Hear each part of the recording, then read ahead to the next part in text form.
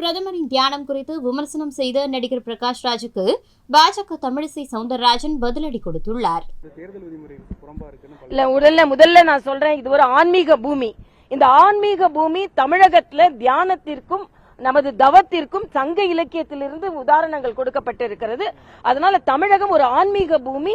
India முழுவதும் மட்டுமல்ல, இந்த நாட்டின் பெருமையை உலக அரங்கிற்கு தெரிந்து கொள்ள வேண்டும் என்பதற்காக மரியாதைக்குரிய பாரத பிரதமர் அவர்கள் இன்று வெளிப்படுத்தி இருக்கிறார் என்பது மட்டுமல்ல, ஒரு ஆத்ம ஒரு தேடலை தேடி அவர் வந்திருக்கிறார் என்பது மட்டுமல்ல, ஏற்கனவே அந்த பாறை மரியாதைக்குரிய விவேகானந்தர் அவர்களுக்கு மிகப்பெரிய பலனை கொடுத்திருக்கிறது. என் பார்வதி தேவியே அங்கே தபஸ் செஞ்சிருக்கிறார்கள். இப்படி இருக்கின்ற ஒரு பாறையை, ஒரு தவப்பாறையை, ஒரு ஆன்மீக தலத்தை தேடி வந்திருக்கிறார் என்பது தமிழர்கள் நாமெல்லாம் பெருமைப்படணும். ஆனா ஆச்சரியத்தக்க விதம் என்னென்றால், இதை ஒரு விமர்சனம் செய்து அவர் ஏதோ ஷூட்டிங் நடத்துறாரு என்று ஒரு மிக மோசமாக விமர்சனம் செய்து, ஒரு பிரதமர் எங்க போனாலும் அது ஊடக வெளிச்சம் இருக்கும். நீங்களே சொல்லுங்களேன், இப்ப எங்களை போன்ற உள்ளவங்களுக்கு நாங்க எங்க போறோம் நீங்க பின்னால வரும்பொழுது பிரதமர் வருகிறார் என்பது, பிரதமர் எங்க இருந்தாலும் அங்க ஊடக வெளிச்சம் இருக்கதான் தெரியும்.